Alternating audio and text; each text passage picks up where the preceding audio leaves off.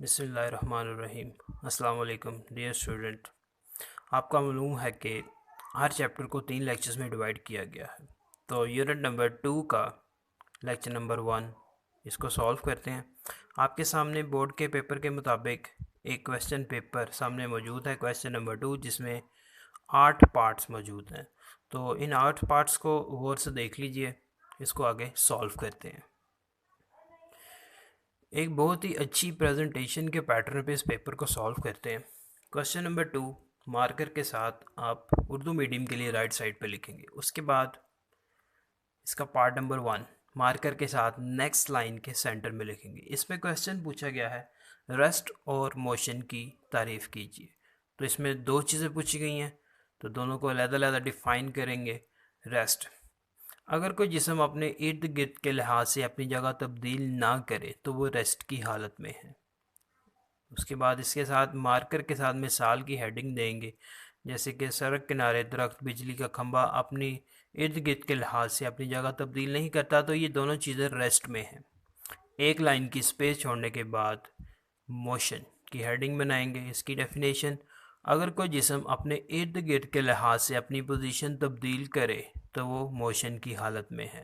एक लाइन की स्पेस छोड़ने के बाद मिसाल की हेडिंग बनाएंगे, जैसे कि सड़क पर चलती हुई कार और ज़मीन के लिहाज से चांद की गर्दिश।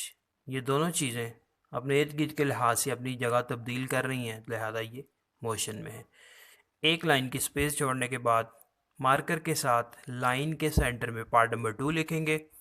इस पार्ट नंबर 2 में क्वेश्चन पूछा गया है वाइब्रेटरी मोशन की तारीफ़ कीजिए और मिसाल दीजिए। इसमें दोनों चीज़ें पूछ ली गई हैं। तो पहली हेडिंग बनेगी वाइब्रेटरी मोशन। इसकी डेफिनेशन करते हैं। हेडिंग के बाद, अगर कोई जिस्म एक पॉइंट के आगे पीछे अपनी हरकत को रिपीट करे तो ये वाइब्रेटरी मोशन है। इसकी मिसाल, एक लाइन स्पेस छोड़ने के बाद हेडिंग बनाएंगे मिसाल, जैसे कि क्लॉक के पेंडुलम की हरकत। घड़ी का पेंडुलम राइट और लेफ़्ट मूव करता है एक पॉइंट के आगे पीछे, इसी तरह झूला झूलता हुआ बच्चा। ये स्टूडेंट्स याद रखिएगा कि इस पूरी प्रेजेंटेशन में आपको क्वेश्चन की स्टेटमेंट लिखने की ज़रूरत नहीं है। क्वेश्चन का नंबर, पार्ट नंबर और उसके बाद हेडिंग, स्टेटमेंट नहीं लिखेंगे आप। पार्ट नंबर 3 मार्कर के साथ लाइन के सेंटर में लिखेंगे। क्वेश्चन है डिस्प्लेसमेंट और फासला में फ़र्क बयान कीजिए। दो चीज़ें पूछी गई हैं। तो पहली हेडिंग बनाएंगे हम डिस्प्लेसमेंट्स। राइट साइड पे मार्कर के साथ डिस्प्लेसमेंट लिखेंगे और इसकी डेफिनेशन, दो पॉइंट्स के दरमियान कम से कम फासला डिस्प्लेसमेंट कहलाता है। अब इसको डायग्राम से भी एक्सप्लेन करते हैं। फिर एक लाइन की स्पेस छोड़ने के बाद दूसरी हेडिंग बनेगी फासला। दो पॉइंट्स के दरमियान रास्ते की लंबाई को फासला कहते हैं। डायग्राम से इसको एक्सप्लेन करेंगे। एक लाइन की स्पेस छोड़ने के बाद राइट साइड पे डायग्राम की हेडिंग बनेगी मार्कर से। दो पॉइंट्स बनाए ए और बी।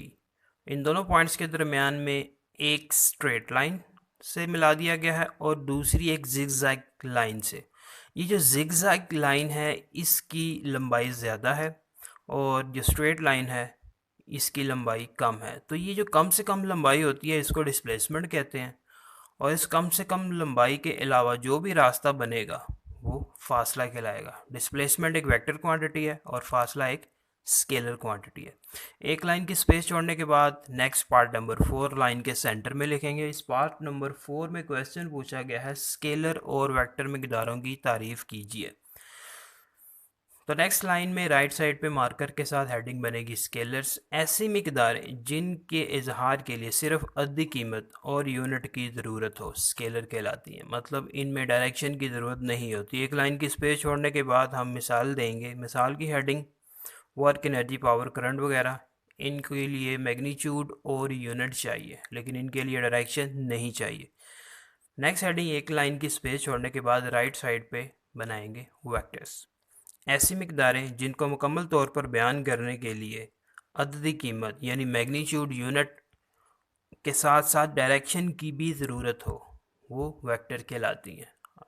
एक लाइन की स्पेस छोड़ने के बाद मिसाल की हेडिंग बनाएंगे एक्सेलरेशन, फोर्स एंड टार्क वगैरह, क्योंकि इन सब चीज़ों के लिए डायरेक्शन का होना लाजमी है। नेक्स्ट पार्ट नंबर 5 मार्कर के साथ लाइन के सेंटर में लिखेंगे। इस पार्ट नंबर 5 में क्वेश्चन पूछा गया है किसी वेक्टर को कैसे जाहिर किया जाता है। हेडिंग बनेगी वेक्टर का इजहार। वेक्टर को ज़ाहिर करने के लिए दो तरीके इस्तेमाल किए जाते हैं। पहला तरीका है सिंबॉलिक मेथड, सिंबल का तरीका। सिंबल के तरीके में हम क्या करते हैं जी, किसी वेक्टर के सिंबल को बोल्ड लेटर के साथ लिखते हैं या उसके सिंबल के ऊपर तीर का निशान लगाते हैं। जैसे फोर्स है, फोर्स के लिए सिंबल F, इसके ऊपर तीर का निशान, या फिर इसी F को बगैर तीर के निशान के बोल्ड करके लिखते हैं। इसी तरह एक्सेलरेशन को, इसका सिंबल A है, इसके ऊपर तीर का निशान लगा दें या इसके सिंबल A को बोल्ड करके लिख दें। फिर एक लाइन की स्पेस छोड़ने के बाद दूसरा तरीका ग्राफिकल मेथड, ग्राफी तरीका। इस ग्राफी तरीके में वेक्टर को मुकम्मल तीर के साथ जाहिर किया जाता है। ये जो तीर की लंबाई होगी ये वेक्टर के मैग्नीट्यूड को जाहिर करेगी और तीर का जो निशान होता है ऊपर ये उसकी डायरेक्शन को शो करेगी। ये है ग्राफिकल मेथड। फिर एक लाइन की स्पेस छोड़ने के बाद next part number 6। Part number 6 में क्वेश्चन पूछा गया है किसी जिस्म की पोजीशन मिसाल के साथ बयान करें। मतलब पोजीशन की डेफिनेशन लिखनी है। तो किसी रेफरेंस पॉइंट के लिहाज से किसी चीज़ की जगह बयान करना कि कोई चीज़ कहाँ पे पड़ी है उसको बयान करना किसी रेफरेंस पॉइंट के लिहाज से पोजीशन कहलाता है। एक लाइन की स्पेस छोड़ने के बाद मिसाल लिखेंगे। मिसाल अपनी तरफ से भी बनाई जा सकती है। जैसे मस्जिद से दाएं तरफ 50 मीटर पे मेरा घर है, इसमें मस्जिद एक रेफरेंस पॉइंट है। दूसरी मिसाल, हस्पताल के जनूब में 20 मीटर पर मेरा स्कूल है, तो इसमें हॉस्पिटल एक रेफरेंस पॉइंट है। पार्ट नंबर 7 मार्कर के साथ लाइन के सेंटर में लिखेंगे। इसमें क्वेश्चन पूछा गया है स्पीड और वेलोसिटी की तारीफ करें। दो चीज़ें पूछी गई हैं। स्पीड, कई वक्त में तय करदा फासला स्पीड कहलाता है। एक लाइन की स्पेस छोड़ने के बाद इसके फार्मूले की हेडिंग दे और फार्मूला लिख दे स्पीड बराबर फासला बटा वक्त। फिर एक लाइन की स्पेस छोड़ने के बाद वेलोसिटी की हेडिंग बनाएं। इसकी डेफिनेशन इकाई वक्त में तय करदा डिस्प्लेसमेंट वेलोसिटी कहलाता है। दोनों की डेफिनेशन में स्पीड, फासला और डिस्प्लेसमेंट का फ़र्क है। एक लाइन की स्पेस छोड़ने के बाद फार्मूला की हेडिंग बनाएंगे वेलोसिटी बराबर डिस्प्लेसमेंट ओवर टाइम। फार्मूले में भी सिर्फ एक चीज़ का फ़र्क है, इसमें फासला और वेलोसिटी में डिस्प्लेसमेंट इस्तेमाल करते हैं। फिर एक लाइन की स्पेस छोड़ने के बाद नेक्स्ट पार्ट नंबर 8 लिखेंगे। पार्ट नंबर 8 में क्वेश्चन पूछा गया एक्सेलरेशन की तारीफ करें और इसका SI यूनिट बयान करें।